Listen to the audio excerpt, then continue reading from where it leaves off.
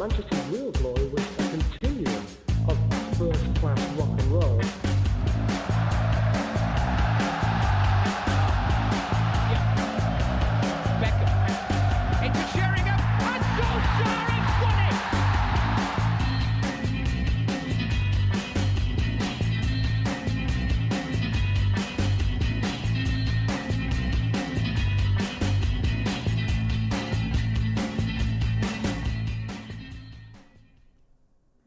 Welcome back to another episode of Scotty and Motta. Obviously, we were going to do it on Monday.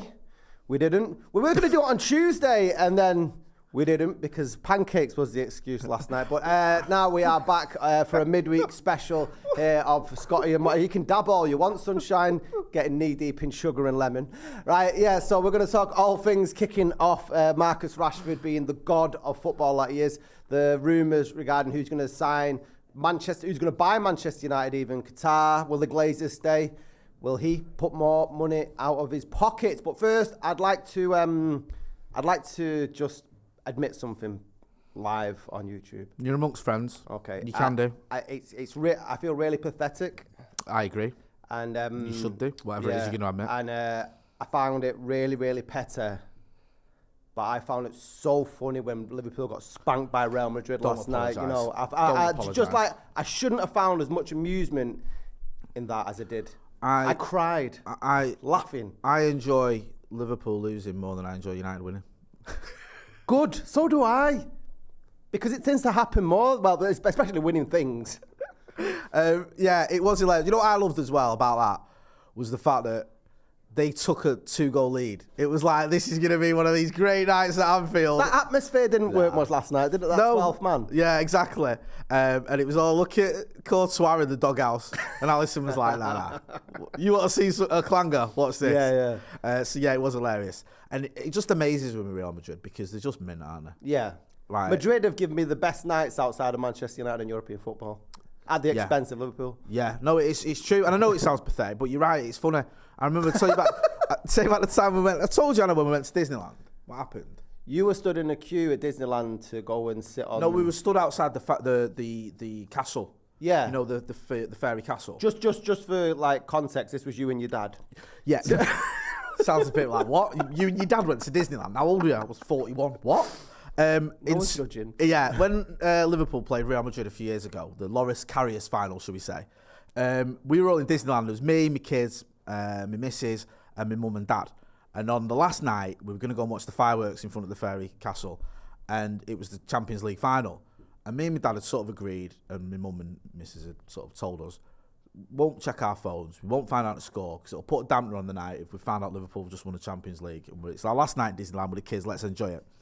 So, wasn't bothering my phone. I turned my phone off, stood in front of the castle, waiting for these fireworks. There's obviously loads of people about. There's, thousands of people, whatever. And I can see and hear these Scousers celebrating, like hugging and high-fiving and cheering and jumping up and down.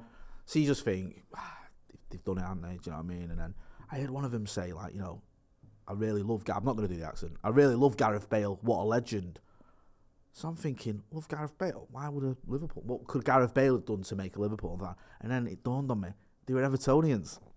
And we started chatting, and they told us what had happened, and then we were on our phones. And then when we got the results, the fireworks started. It was just poetic. It is sad and petty laughing at a rival losing a Champions League final, but that is just where we're at. That's football, man. And regardless, I mean, if United were still as successful as they used to be, I still found a lot of amusement in how Liverpool got beat. And I imagine they do likewise whenever we've been beat by Barcelona in the final. And if they hadn't, they're doing football wrong. I know you got to do that, haven't you? I doubt they were all going, unlucky United, like you say, when these Messi weirdos was banging them in against us. That go, we support all the English teams in the Champions League. No, you don't. No, I've never, ever understood that. Like, I have got no issue whatsoever with Real Madrid fans or Real Madrid as a club. Yeah, we've had a few games against them where it's not gone our way or whatever, but there's no rivalry there. There's no hatred towards them. Yeah, how many times have you had a row with City or Liverpool fans or have you gone toe to toe with them in the Yeah. league or whatever, or had these games where it's been like you're at each other? There's been loads of dramas with them, and it's what makes football great is when you have these highs and you can celebrate, and when you have the lows as well. Because Liverpool, obviously, they had the game against Real Madrid. Was it the year later or 2 years later they played Spurs in the final? Yep. Do you know what I mean? It makes it more sweet for them. We've been there. Do you know what I mean? We've been there ourselves. So yeah, it was funny watching him lose last night. I remember I used to live with my mate Nathan, and he's a Liverpool fan. I know, mate. And it was, I think it was 2005 when Liverpool beat AC Milan in the final. And AC Milan were winning, weren't they? 2-0. 3-0. So Nathan had left like loads of Liverpool memorabilia in the house and gone to town to watch it. So I decided, right, I'm going to set fire to your Liverpool shirt and various items in the backyard and then film it. So I did that, but he put his scarf on the washing line, set fire to it, and the wind blew, and next minute this scarf's gone off, and then set fire to these cheap-ass nylon pants that I'm fucking wearing. My balls have gone up in a flame, and then Liverpool ended up winning. I've ruined my work pants. It wasn't a good day. You've shown there, haven't you? You've done really well there. That showed him. I've set fire to myself, and you've won the Champions League. We've got some comments. We'll get into the comments, and then we'll talk a little bit more about Manchester United. MUFC 2K23 says absolutely priceless it was, lad. Raf22 says, Jay, wasn't Ancelotti's facial expression hilarious throughout? He's so cool. Ancelotti? He is Mr. Just chilling here. Yeah. Nothing phases him. He's never like getting irate, or well, he might get irate, but he doesn't show it. He's just calm. It's mad that for probably one of the most successful managers of all time, he doesn't get mentioned alongside the likes of Guardiola, Jose, and Ferguson. Why is and that? I think I'm right in saying he's won more European Cups than all of them. Well, he won one at Milan. Won at Milan, didn't he? And has he won 3 at Madrid? Yeah. I want to say. So that's 4. So that's more than Mourinho or Pep or I think that's right, is it? And get involved in the chat in the comments, let me know if I'm wrong. And the way he's done it as well. Do you know what I mean? I mean, you saw that City game last season.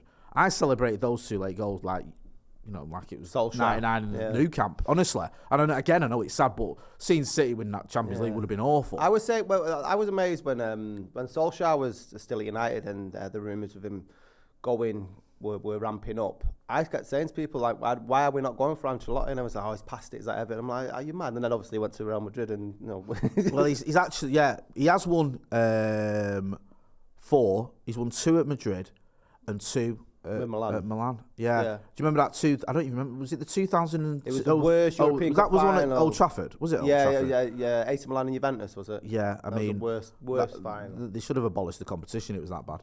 Then he had the 2006, 2007. I remember once when I was at uni, doing my undergraduate, they took us to a press conference at Chelsea when he was a Chelsea manager, and they were playing Liverpool, and they asked him about the Istanbul, because it was it's Europe against Liverpool. What about will Istanbul be on your mind or whatever? And he just went, I'll just think about Athens. That's such a good reply. Yeah. Do you know what I mean? Nah, shut up.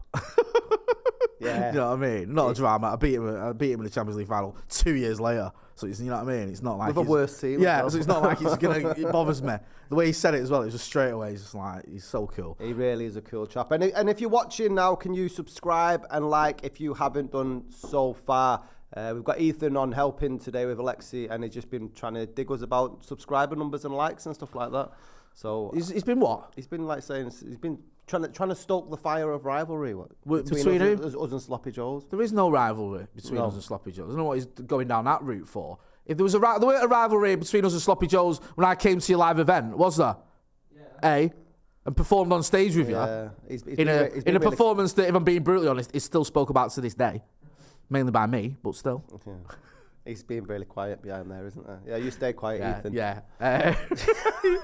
What do you make then of all this takeover talk? Let's talk about Manchester United, because if you'd have said to me 6 months ago the Glazers are going, I'd have been like, it's party time. We're all going to be happy. Everything's going to be rosy in the garden of Manchester United. But it seems to have thrown up more debate, more arguing, more fractions. It's like you're either in the Qatar camp or you're in the Jim Ratcliffe camp, or a spanner in the works for everyone is that the Glazers might even be staying. What do you make of it all? Is that the worst thing in the world if the Glazers stay? Now, hear me out. Okay. I'm No, it's a question. It's a question. Yeah. I'm not saying that this is the best for Manchester United, but given the last sort of this is the 10th year, won't it, since Ferguson retired, and how bad the football's been and how badly managed, this is the best year.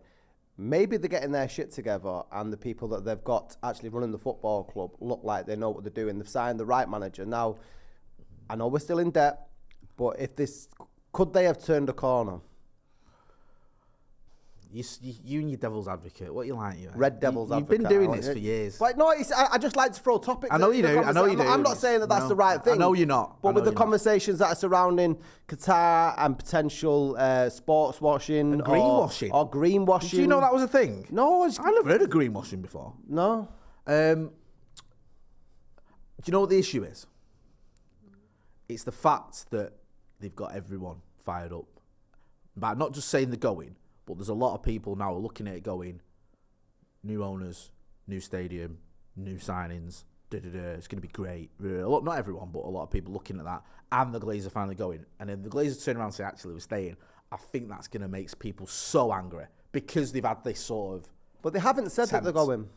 They've never once come out in that statement. I mean, I remember I actually broke it on BBC Radio Manchester and read it out, and there was nothing in there that said we're selling the club. Part of it was worded very carefully that they could accept investment, and if they are going to accept further investment, if you're getting people bidding, it's obvious that what that's going to be perceived as. Because Sir Jim Ratcliffe has said he wants to buy the club. Yeah, he's put that in his statement. The Qatar group, Sheikh Jassim wants to buy the club. Most of the reporters I read were saying this looks like a sale. Yeah. Do you know what I mean? I know it's carefully worded, but they were saying this looks like a sale. But so fans, when we're seeing all that, I'm going to go, well, actually, if you check what they said, fans are just going to go, we thought they were selling, now they're not selling, I'm fuming. That's what I think will happen. I understand that, but their rationale would be, well, we actually never said that. Good luck with that. Good luck with that. Good luck with selling that to the masses, because I don't think that'll go down the way they hope it will. I think there'll be absolute carnage if they decide to stay, honestly. Even if that might be at the detriment of all the progress that we've made this season, let's really throw spanners in the works here and say that this is the best Manchester United season. Even if we don't win anything, it's still best. We won Europa League under Jose and Carabao Cup before, but in terms of football and unity amongst fans and stuff, the signings we made as well, because even the signings under Jose and Van Gaal were like, that was all, it's haphazard and ill thought out, wasn't it? This is the best sign. They've spent money this summer. If you were to judge the Glazers from August to now and how they've run Manchester United, or since they got rid of Woodward, would you keep them based on that? I think that the issue is with that is we've still got the debt still there. If they get the investment to remove the debt. But based on what we're looking at now, we've still got the 600 or the 515 million net debt. Yeah. We've still got a stadium that's crumbling, that's got leaks in it, I can't sit down where I stand. I stand throughout the game, but when I have time with what I sit down, it doesn't work. And I'm only 5'11". Do you know what I mean? It's barely fit for purpose. We've still got a training ground that's vintage when it was state of the art. So there's still issues there. And I feel like what's happened here is, yes, we've spent money in the summer. And we've spent it well. I think we've got a bit of the Sir Alex Ferguson's in. You've got a manager who knows what he's doing. And I think that Ten Hag has really just, for me, he's exceeded expectations. By far. Because I rated him, and I didn't know a lot about him at Ajax, but I rated from what I'd seen and from speaking to people that did know him, people that I respect, that had watched Ajax and that knew a lot about him. And then when we had him on the channel or whatever, we did a few interviews. They were like, "Listen, this guy is the real deal. Like, we're not overstating it here. He could have massive success." So I think you've got a situation where you've got a manager like we did under Sir Alex. Because under Sir Alex, from 2005 to 2013, we won what? Was it 5 titles and a Champions League, and went to 3 Champions League finals and won, we didn't win the FA Cup. We won 3 League Cups, whatever. So we had success. And there was, there was spending there as well, but the infrastructure wasn't great. The debt was still there. So I think I understand that this season so far has been good. Yeah. And also, that I know you're saying if we forget, it's just hard, isn't it? It's hard to forget that. Yeah, there's a lot. You know what I mean? Yeah. Like, because if this was like their second season, then you might go, all right, maybe we can work with this and this debt, and if they can manage it. But it's their 18th. Yeah. So you go in. And also, I think the protests have gotten, other than the initial protests where we had the flash mobs and FC United of Manchester starting, the Phoenix Club starting, I think more recently, or when I say recently, over the past sort of 2 or 3 years. It's got more vociferous. Yeah, it's got to the point where now, even more so than the green and gold, where getting a game postponed, that's unreal. Yeah. I can't remember that happening in the Premier League anyway. It's the first time it's ever happened in the Premier League. Feels like it. Maybe. Getting a game postponed, just the sheer sort of weight of protests that's going on, not just in the grounds, online, going for sponsors, going for people that are investing in the club, whatever. Just from all sides. You've had the 1958 and the stuff they've been doing. You've had other groups. I got a message off my pal, who shall remain nameless, and if anyone asks me who he is, I'll just say I've forgotten. Who sent me a picture of Carrington on I think was it a Friday? I can't remember. One morning, I'm like, why is he sending me that picture? And then I realised he was sending me that picture because he was there at Carrington. Is that when they got in when Solskjaer was there? And the thing with that wasn't a massive organised protest. That was, I think there was about 30 of them in the end who went down there. A few text messages. Listen, we're going to go down to Carrington. Do a bit of a protest. And they went there, got a lot of attention across the world. Yeah, I remember it. Yeah. Big message there. I think they spoke to Ollie, they spoke to Nemanja Matic as well. And then, it sort of reiterated the argument that fans are unhappy. And this is what you've got as well. You've got like these little pockets of protests. There was probably the fans in Tampa who went down to the Glazers near their house with stuff. I think it's almost something you can't stop when it's that.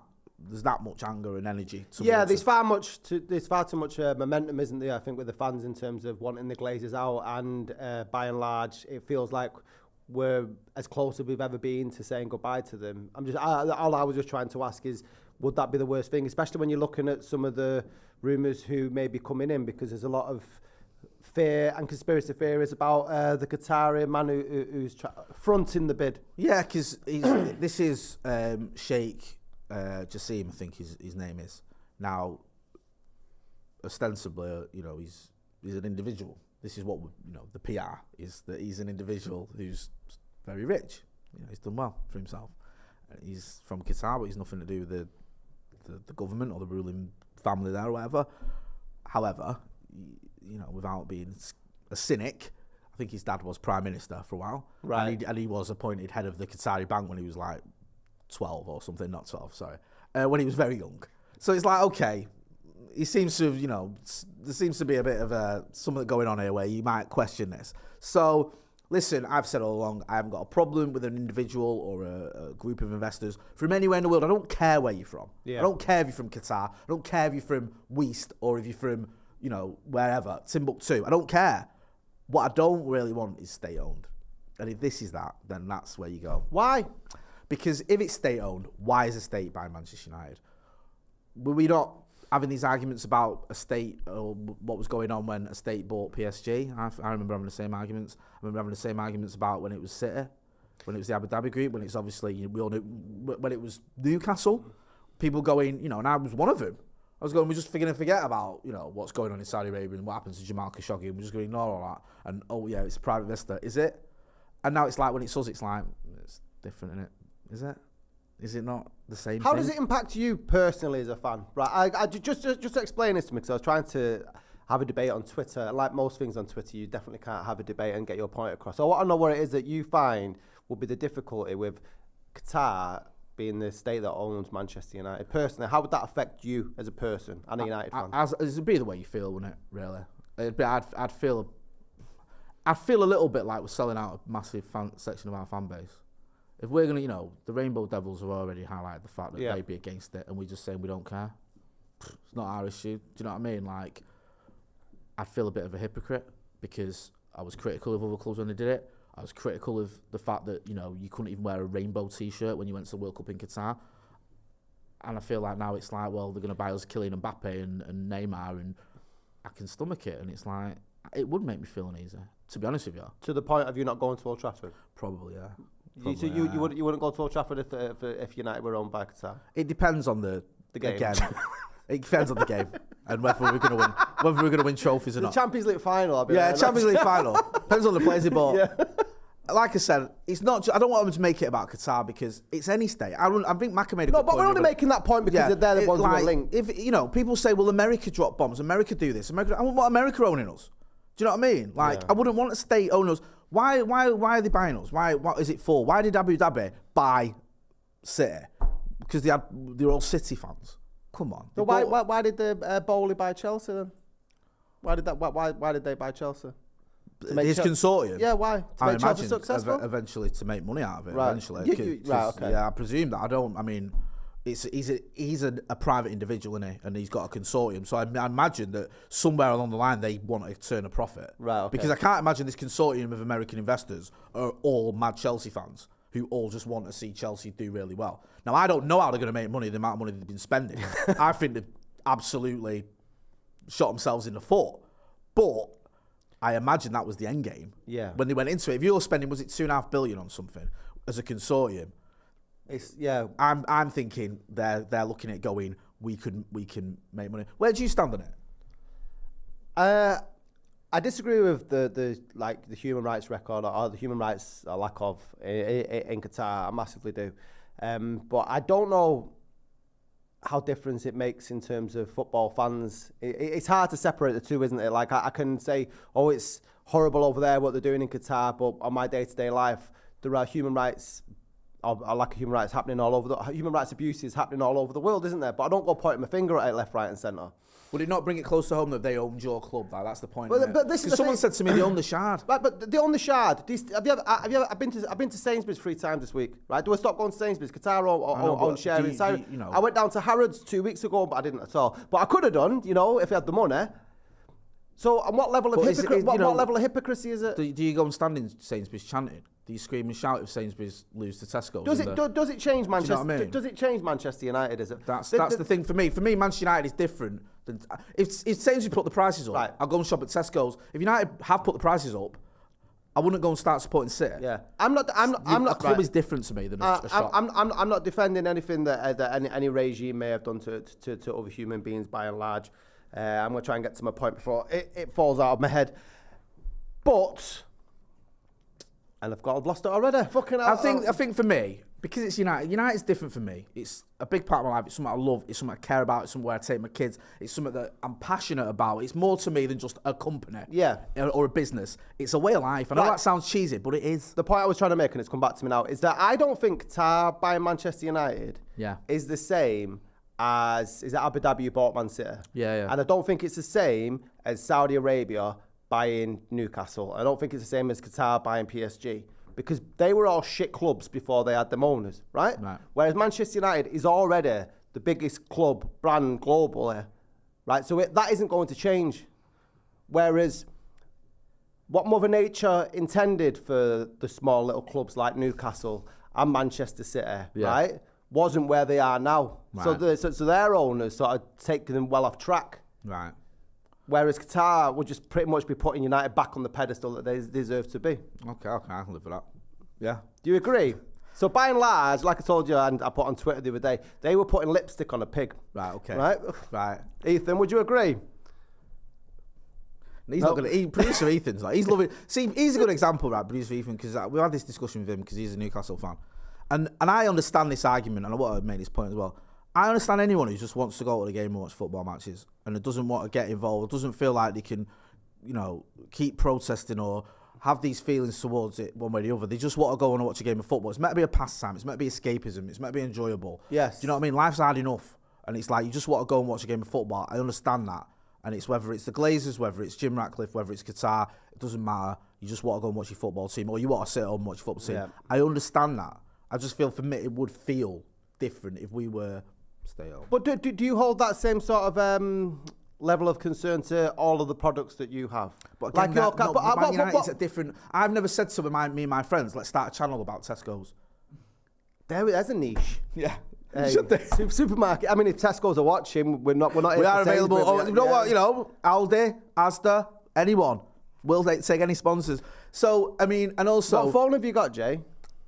What phone have you got? Again, though, I'm not tied to my phone. I've got an iPhone, but I'd have a But, Samsung. but what I'm saying to you is, if it broke, I wouldn't like only have iPhone. But the principles are that phone uses gems that are mined out of like Africa, and people that have got a horrible human rights record there for where they get them from. For Apple with the iPhone, that's come out and make a statement a few years ago. Would you stop using your iPhone? Like how I don't support the iPhone. I support United. There's a difference between being a consumer, being a fan, and a supporter. You still put money into Apple, though, don't you? But I'm not going and cheering outside the Apple store. Yeah, I'm not. What You know about what I mean? Steve Jobs tattoo? Hey, we hate you, Samsung. We do. Oh, Samsung, we hate you. Also, if Samsung would like to sponsor it's the Samsung, show. we do love you. We are open to sponsor. So that's why it hits you differently with United, doesn't it? Do you not feel that? Do you feel the same about Apple and all those things you've mentioned, and the Shard and Harrods that you've never been to? I could do, I could, as you do about United, or does it not? I could sit here and say, I'm going to sit on my, because I like an argument. I'll stand on my soapbox all day long, just for the sake, because I find arguing a sport. But I don't know to what level my concerns make a difference to who's going to buy Manchester United. Therefore, again, though, it's not necessarily, I'm not expecting you to make a difference. I'm not expecting you to process. I'm just saying, how does it make you feel as a person? Does it bother you? If it's fine, if it doesn't, I don't expect it. So the people out there, like I said, it won't bother him. Yeah, well, I'll be honest in that. I find abhorrent, like all how they treat people, but I don't think, by and large, if they were buy Manchester United in 2 years' time and we're successful, I'm not too sure, like, I'll be losing sleep. And that's not because I despise what the Qatari state do to other people. It's not that. It's just that I think because it's not in the here and now in front of your face, it isn't far off lands. Because I've seen the argument that you can separate what they're doing and their attitude towards what goes on in their own country with what they're doing with Manchester United. Yeah. I've heard that argument. I've heard the argument you've made about all the products that you use that have, that have issues that, Saudi Arabia invest in Twitter. There's investment all over the world from different products from different states. So I understand all that. I understand that, for a lot of people, it'll just be like, well, if you're going to sort of take a moral stance, you've got to take a moral stance. That's the way I see. But then there's the part of me that thinks, you know what, though, this is different. This is our club. This is something that's special to me, and it is. This is more important to me than any product, if you want to call it a product, that I use. Okay. Do you know what I mean? So let's switch on instead. We were talking about maybe the Glazers staying or Qatar taking over. All right, you stuck between a rock and a hard place. One's got fucking infinite money. One's ran the club badly for 18 years. Which one of them is best for Manchester United in terms of their success on the pitch? Success on the pitch. I think the Qatars. Right, I think the Qatar just throw money at it until we win everything. Okay. And which one would you prefer? You had to choose out of the two. If I had to choose out of the two, even though I despise the Glazers, I hate them. I don't know. I think there's a difference with the Glazers being sort of terrible business people in terms of just running the club badly and milking it dry, than there being any sort of argument that they're human rights abuses. Yeah. Do you know what I mean? So it does seem to hit differently. It just makes you feel a bit uneasy. Do you know what I mean? It's like, when it was all popping off and I was thinking, you know what, are we just going to become a Man City? Another Man City? Another Newcastle? But we're not, and this is what I'm saying, is that it just made me feel a bit sick. Manchester United is what they are. Okay, the Glazers, terrible owners, but look, they've been detrimental to the future of Manchester United by basically keeping us still in terms of we weren't progressing with the game, and that's why... Well, who would you prefer? I don't know, because... Hang on a minute, you can't put me on the spot, right, where I'm going to get clips up, people say, Jay wants the Glazers to stay, and you go, I don't... For your question, I don't know. I'm trying to answer the question. Can I give you a second? Go on then, Right, I think football, inevitably, if you're going to be one of the most successful in the world, then you're going to have to compete with the likes of Man City's money and Newcastle with the Saudi backing and PSG. And the only way for Manchester United to be competitive on the football pitch, and you've got to separate everything else, will be with being backed by somebody like Qatar, and that's going to be the future of football. It'd be great if the Glazers used this last 9 months as some sort of template for how to run a football club in the future. I don't have much faith in that at all, because the amount of money that we need to put in for the stuff that you said, infrastructure and stuff, we're going to stand still for a lot longer. So would you rather the Qatars? than the Glazers. Yeah. For purely football reasons. Yeah. Yeah. What about Jim Ratcliffe then? Because he's worth 20 billion. But this is the other thing, isn't it? He's making these promises that he's going to do all the things that you mentioned. Right, but I mean, what do you prefer? Greenwashing, sport washing? Yeah, no, that's human, the yeah, it is. That's do you prefer human rights or pouring, petroleum into water? I mean, what would it's you? like where would you stand on it then? Would you? I wouldn't stand near the water that Jim Radcliffe's pouring his fucking. I mean, you know, would you welcome a Sir Jim Ratcliffe bid over a Qatari one or over the Glazers? The romantic in me would, Yeah. because obviously you've got the whole. He's from Failsworth, innit? Oldham way, isn't it? I mean, he's not a Yeah. proper Mancunian. What is it? Failsworth? What is it like? Oldham, Manchester, Great Yeah, Manchester. it's great. It's great. You're not giving Manchester. it. You're not getting. You know, is that not? No, under he's the like you. Mancunian umbrella? He's not a proper Manc. He's just like the borderline. Oh, right, okay. No, I'm fair enough. joking. But so the romantic idea in that, but and he said that he'll run United as a not-for-profit. Yeah. Would But- that not be all right? Well, there was that what on the table wasn't that, it was Qatar or Glazers. So No, but I'm throwing the third one in. The Yeah. third option. I'd There is a pre- third way, as Tony Blair said in the early 90s. I'm not sure Tony Blair's the one. No, that's what the third way, or Bill Clinton then. He said there is Yeah. a third way. He also said there's weapons of mass destruction in Iraq. I know, yeah. Right, I'd prefer Ratcliffe over the Qataris, although I don't think Ratcliffe's got the money that would need to sort of compete as a business and on the pitch as the likes of Man City. Can I just say though, right? Each to their own. Like, I don't blame any fan who's just like, you know what? I get it, because it's so tiring at times, and I've seen it getting so toxic online with people who've got any opinion, and if you question Qatari human rights abuses, people accuse you of being racist. If you say that you for a Jim Ratcliffe bid, people accuse you of not caring about the environment. If you say that you don't want either of them, people say, well, you're a Glazer sympathiser. You can't win in certain quarters, and I think it is exhausting. And it's like, you know what? We're in the best time we've had in years as Manchester United fans. The Glazers look like they're going to go. And, you know, maybe this is just sort of this nice little honeymoon period where you can just enjoy it for a bit. Yeah. Do you know what I mean? Like, let's just enjoy the fact we're in a cup final this week and we've got a massive game against Barcelona tomorrow night. Let's just, you know what I mean, revel in it a bit, because let's face facts, even in the sort of periods you were talking about there under Jose when we won the Europa and we won the League Cup, or Van Gaal won the FA Cup, I remember in the league, we were shocking. You know what I mean? Week in, week out, we were watching awful football. Jose, I remember being in a press conference, Jose admitted in January to give up on the league. That's what he said. He said, I'm not winning the league. Europa's the way we're going to get in the Champions League. And now in the league, and in the Cups, and in Europe, we're great. It's great to watch. And perversely, the Glazers, how badly they've run the club, in some way has sort of unified United fans prior to this announcement of them leaving. Because if you look how toxic it got during Jose, when certain fan base, he had like pro-Pogba, anti-Pogba, Solskjaer should stay. You know, there was massive splinters about what the whole sort of top red, online red, and all this sort of nonsense. There's all like these splinter groups. If anything, I think everyone's been united, excuse the pun, to get rid of the Glazers. And now I just don't think it's the time for. Listen, people will stand on other different moral stances, and I don't think you should judge them for it. My personal preference is that I'm against anyone who abuses human rights, but I'm also aware of that if I'm going to call out one country, one person, one government's human rights, then I've got to take the same energy with everybody else, regardless if they own my football club or not, because then I think that's a hypocrite, because it's for selfish reasons why I'm targeting. Then that's the other thing. Do you not think that's hypocritical? Oh, I care more about Qatar's human rights because they're going to own my club. We cared about Qatar's human rights record when the World Cup was there. We're all about, let's wear the rainbows, get the fucking rainbow plane. Them human rights abuses are still going on. The World Cup's not there. No one talks about it. And that's what I mean. That's the hypocrite. You should care about the stuff because it's not associated with your football club. But would it not put it in your face when it's associated They're with not going club? to do it in the middle of fucking Old Trafford, are they? They're not going to start slogging. They're not going to start when whipping you've got people. gay United fans saying they don't feel comfortable going to United now because the owners, are we just going to go, oh, tough shit? Will that happen? Is that the Rainbow Devils certainly indicated. Is that happening in Newcastle? I think. Is it happening in Newcastle? I think there was protests, weren't there? There were certainly protests. The flip side of it is that the Rainbow Devils could say, right, well, fuck that, we're going, and should take the message of people like we was in Qatar. And where Rainbow at Old Trafford, it should be more of a, use that. I mean, that's use that. Yeah, but that's what I mean is that don't start hating other people's human rights record just because it's attached to your club. You should dislike it regardless.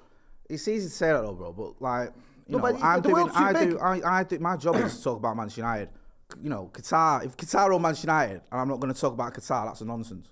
I'm not If I saying- worked for iPhone, or I had a channel that did iPhone, Yeah. and then we could, I could talk about if Qatar owned iPhone because Yeah. it makes sense. But to say I'm not going to talk about it because I've not talked about it when they owned the Shard or whatever. No, you think it's a nonsense that I just think that if Like, you if they're owning my club, I've spoken about the Glazers, right? Right. Throughout their entire ownership of Manchester United. I used to talk about Martin Edwards when I was a kid. Yeah. So, like, obviously I'm going to talk about the owners. I'm not saying you Like- can. What I'm saying to you, but if you really care about the human rights abuses, you're aware of them now, right? Before a Qatari state owns Manchester United, you're aware of them now. But you'll give more of a shit when they own Manchester United. That's true. Yeah, of course it Right. is. So that's hypocritical in my eyes. It's the same when everything was going off in the World Cup regarding human rights. Or we're all the immigrants that lost their lives, or the workers and stuff, and the LGBTQ record over there. It's disgusting. Do we remove the cameras? No one gives a shit anymore. What sort of faith?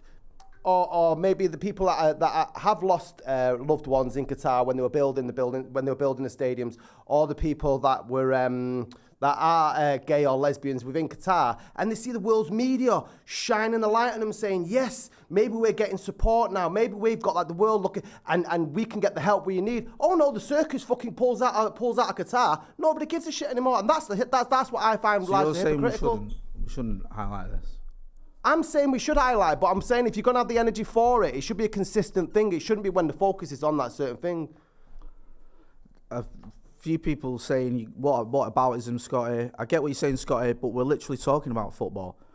And then there's someone saying, Scotty, when they came to take the gays, I did not speak. We're on a dark path here. When they came to get You know, it's the poem, innit? No, yeah, but that's what I'm saying. What I'm saying is you're supposed to talk about it all the time. We do, don't we? Do we? We do. Yeah, Well, like... once Messi picked up the World Cup, how often was everybody still reporting on what happened in Qatar? It's not about what aboutisms. It's that I want the energy to be there against them human rights abuses constantly. That's Well, it what I'm will be, saying. won't it? Well, if this is going to go on, right? If these buy United, will we not be talking about it all the time because they'll be our owners? So we'll be. So talking is that a about good it. thing then? What, that we're highlighting the human rights abuses? So is that a good thing that Manchester United are owned by Qatar, so then we can, in some roundabout way... I mean, we yeah, can if shout Van out at Lawler them? says I'm gay and I want Qatar, so it's not all. You know, it's not like I can't speak for anyone who's other than myself. I'm sorry. I'm struggling to say what you're getting at. You're saying we shouldn't talk about the human rights abuses, or we should talk about the human rights abuses of iPhone, of everything, of all What the I'm other saying companies. to is because between... I'm not trying to be obtuse. Yeah, I'm just struggling to understand. Like, the point I'm trying to make is that when Messi picked up the World Cup, when the World Cup was in Qatar, Yeah. everybody seems to give a toss about the human rights abuse, right? There was a lot of people that did. I mean, most people seem more concerned about Salt Bay, to be honest with you. Genuinely. Yeah. That trended more than human rights abuses. But human rights abuses was trending all the way on the lead up to the World Cup and during the World Cup. True. Was he a massive fall off after the World Cup? Oh, yeah. Well, it's you know what, though, Scotty? That's the same with anything.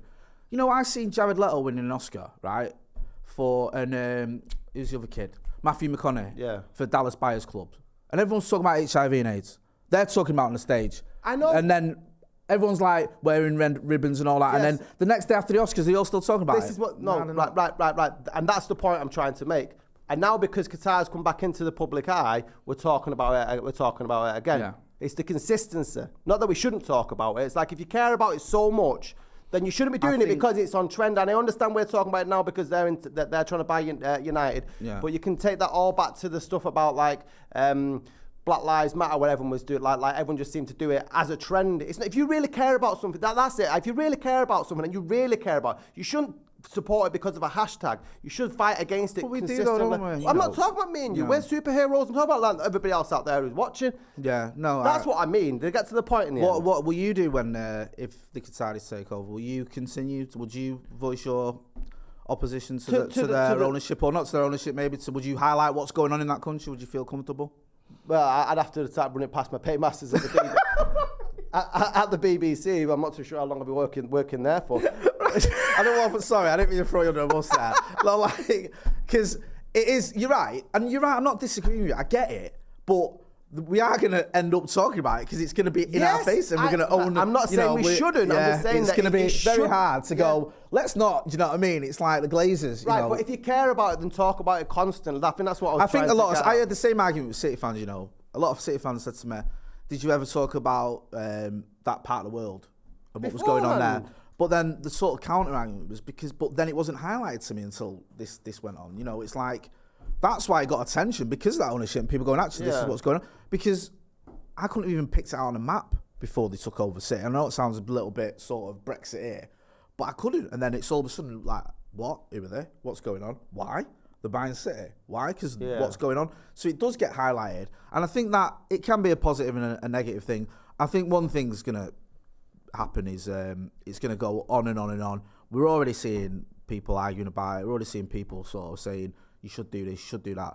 My attitude is, like I said earlier, each to their own. If you're comfortable with it, fine. If you're not, and you want to protest against it, you want to voice your opinion. When I say protest, I don't mean physically, you know. You might just want to talk about it online. Do that. Do you know what I mean? I don't think there should be where you should feel uncomfortable voicing your opinion on the owners of Manchester United. I completely agree. And continue to do it. Don't do it because I think it's you know trending, and I that's speak my a lot point to you know.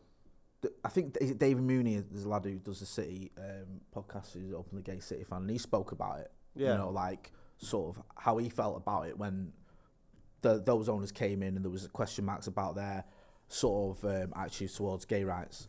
So yeah, you know, it's not like it's one size fits all. Some people will be like, no, not for me. Others will be like, do you know what, bring it on. But I think, like I said earlier, I think for the time being, at least, I'm not saying bury your head in the sand, but at the time being, you can at least enjoy the next few weeks anyway. Yeah. Hopefully. But it's starting with a cup on Sunday. What do you reckon? I think we're going to batter Newcastle. I think we can fight for the league. Did you know they've got Nick Pope suspended? They've got Liverpool's best ever keeper on there. No one's really spoke about it, but apparently Nick Pope's been suspended. Really? Have you seen some of the stuff that's going on? Oh, yeah. With the I'm surprised the hashtag RIP Nick Pope been trending some of the absolute drivel I've seen online. Like the kid's died. It's like, tell you what, don't run 40 yards out your goal and I'm ball at you, dozy git. Honestly. Anyway, that's another story for another podcast. Next time, Scotty, can you not sit on the fence? Can you just give us a bit of energy on this podcast? Do you know what I mean? I feel like you didn't really share any. Did they subscribe and opinions. like? Don't forget, right? If you want more of that from him and more of that from me, don't forget to like, share, and subscribe. I think they did. Also, put a link into our Patreon. We've got a Patreon vid coming out later on this week with me, him, and James Young as well. Apologies, there wasn't one last week.